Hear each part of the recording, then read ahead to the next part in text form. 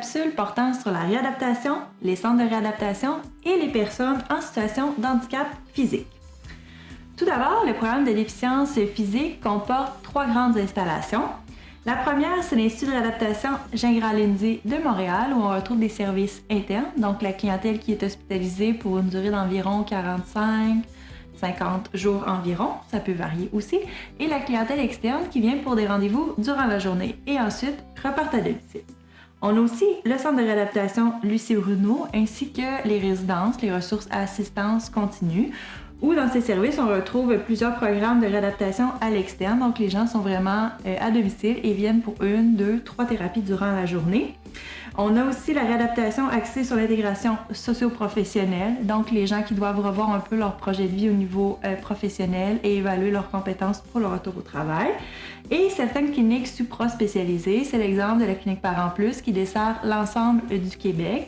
C'est une clinique qui accompagne les parents en situation d'handicap qui ont un jeune enfant 0-2 ans.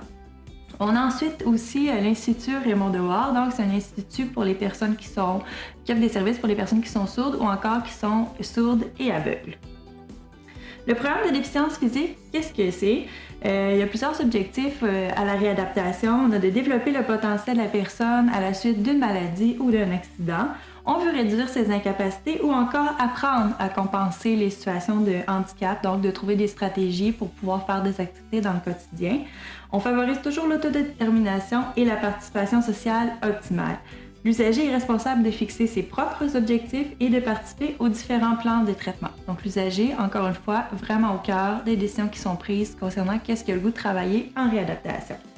La réadaptation, bien, c'est un passage vers autre chose, hein, c'est pas une fin en soi. Donc quand on arrive en réadaptation, on sait qu'on est là pour une durée, on sait pas nécessairement combien de temps, mais qu'ensuite, soit qu'on va retourner vers la maison, soit qu'on va retourner vers un autre milieu de vie dans certaines situations où le retour à la maison n'est plus possible. Un usager qui vit avec une situation de handicap physique, c'est quoi? On a plusieurs exemples ici de quels sont les principaux types de handicap physique. Vous les voyez au tableau qui est à l'écran. Donc, la paralysie, qui peut prendre différentes formes. Des fois, on peut parler d'hémiplégie, donc être paralysé d'un côté du corps, de paraplégie, dans le fond, être paralysé soit des 2 bras, des 2 jambes, ou la tétra-quadraplégie, qui là, c'est vraiment une paralysie là, au niveau des 4 membres. Certaines personnes peuvent avoir des problèmes de mouvement, de la spasticité, des problèmes de coordination.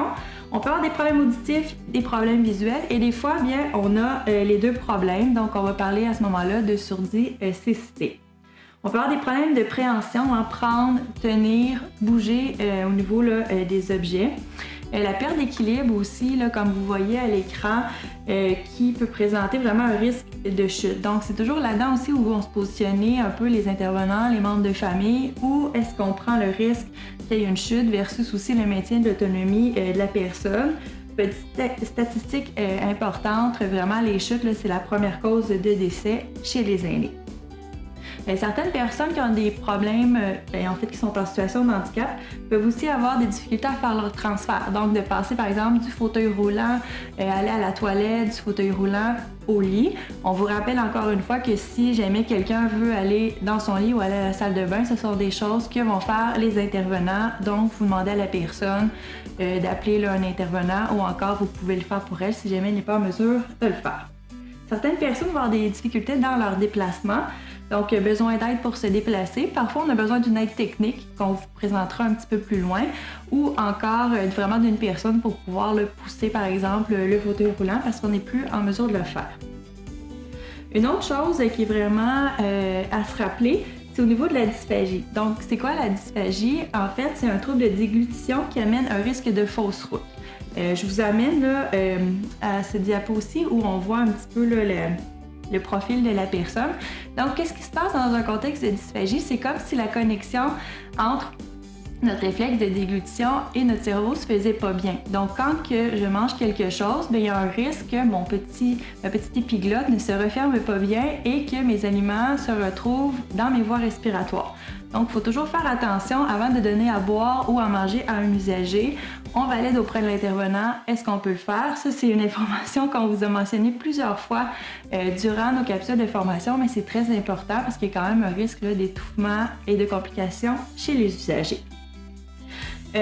Également, vous allez voir au niveau des assiettes qui sont préparées pour les usagers, il y a des diètes qui sont adaptées.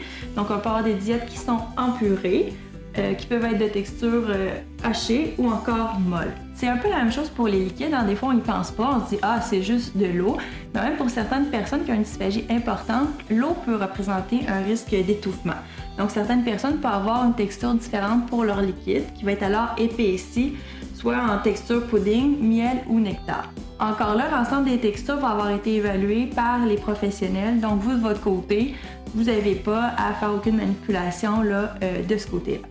Donc, ceci conclut la capsule sur les personnes en situation de handicap.